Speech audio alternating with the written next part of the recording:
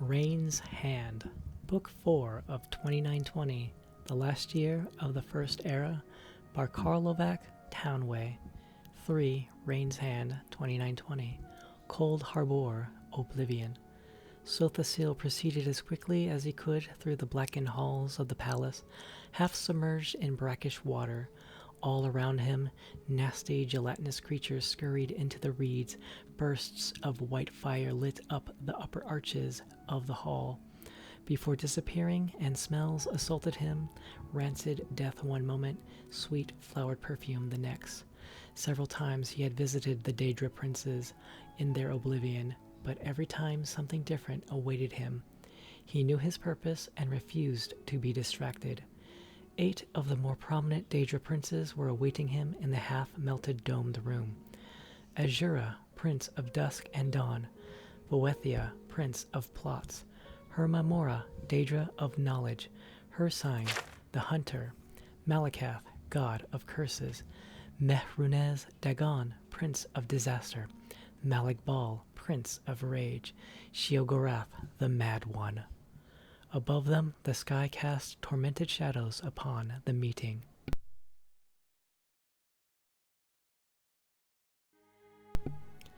"5. Rain's Hand, 2920, The Isle of Artaeum, Somerset." Sothasil's voice cried out, echoing from the cave, "Move the rock." Immediately the initiates obeyed, rolling aside the great boulder that blocked the entrance to the dreaming cavern. Sothasil emerged, his face smeared with ash, weary. He felt he had been away for months, years, but only a few days had transpired.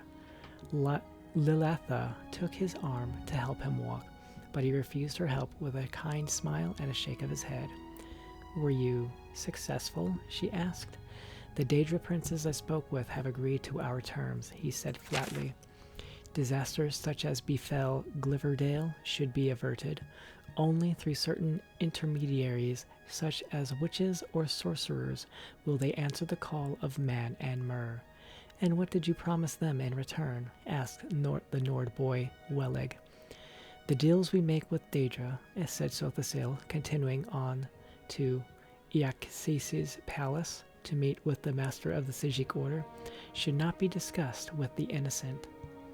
8. Rain's Hand, 2920, The Imperial City, Cyrodiil. A storm billeted the windows of the prince's bedchamber, bringing a smell of moist air to mix with the censers filled with burning incense and herbs. "A letter has arrived from the Empress, your mother," said the courier, "anxiously inquiring after your health."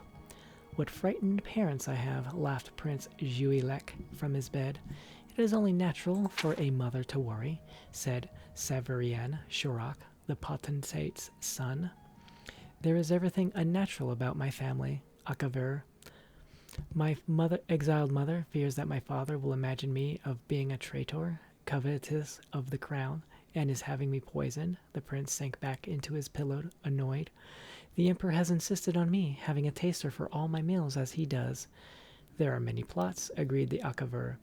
"You have been abed for nearly 3 weeks, with every healer in the empire shuffling through like a slow ballroom dance. At least all can see that you're getting stronger. Strong enough to lead the vanguard against Morrowind soon, I hope," said Juilek. 11. Rain's Hand, 2920, The Isle of Artaeum, Somerset. The initiates stood quietly in a row along the Arbor Loggia, watching the long, deep, marble-lined trench ahead of them flash with fire.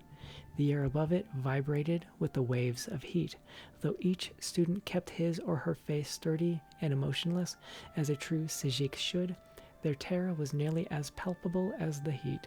Sothasil closed his eyes and uttered the charm of fire resistance. Slowly he walked across the basin of leaping flames, climbing to the other side unscathed. Not even his white robe had been burned. "The charm is intensified by the energy you bring to it, by your own skills, just as all spells are," he said. "Your imagination and your willpower are the keys. There is no need for a spell to give you a resistance to air or a resistance to flowers, and after you cast the charm, you must forget there is even a need for a spell to give you resistance to fire. Do not confuse what I am saying. Resistance is not about ignoring the fire's reality. You will feel the substance of flame, the texture of it, its hunger, and even the heat of it, but you will know that it will not hurt or injure you. The students nodded, and one by one they cast the spell and made the walk through the fire. Some even went so far as to bend over and scoop up a handful of fire and feed it air, so it expanded like a bubble and melted through their fingers. Sothasil smiled. They were fighting their fear admirably. The chief proctor, Tharagaleth, came running from the arbor arches. Sothasil, Almalexia has arrived on Artaeum. Iacchesis told me to fetch you.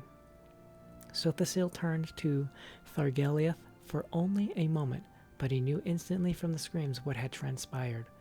The Nord lad Wellig had not cast the spell properly and was burning. The smell of scorched hair and flesh panicked the other students, who were struggling to get out of the basin, pulling him with them, but the incline was too steep away from the entry points. With a wave of his hand, Sothasil extinguished the flame. Wellig and several other students were burned, but not badly. The sorcerer cast a healing spell on them before turning back to Thargalith. I'll be with you in a moment, and give Almalexia the time to shake the road dust from her train. Sothasil turned back to the students, his voice flat. Fear does not break spells, but doubt and incompetence are the great enemies of any spellcaster. Master Wellig, you will pack your bags. I'll arrange for a boat to bring you to the mainland tomorrow morning. The sorcerer found Almalexia and Iacchesis in the study, drinking hot tea and laughing.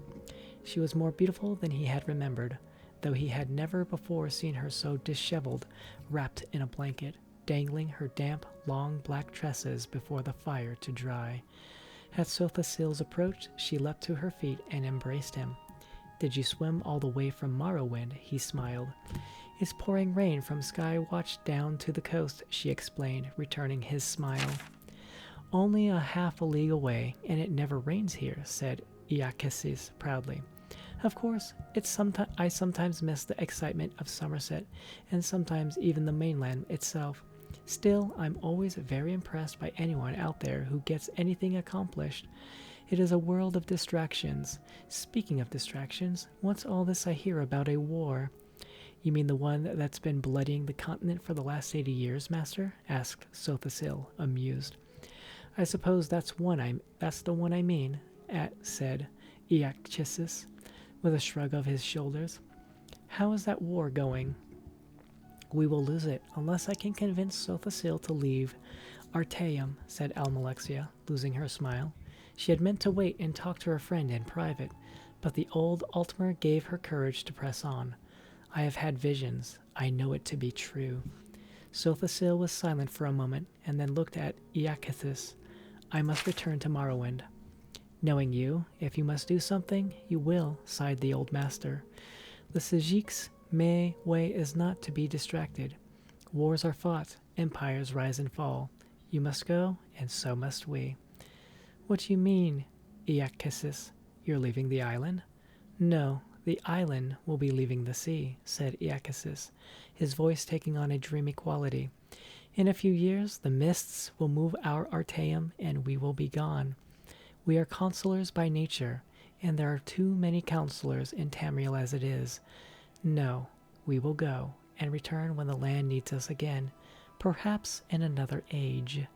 The old Altmer struggles to his feet, and drained the last sip of his drink before leaving Sothasil and Almalexia alone. Don't miss the last boat. The year continues in Second Seed.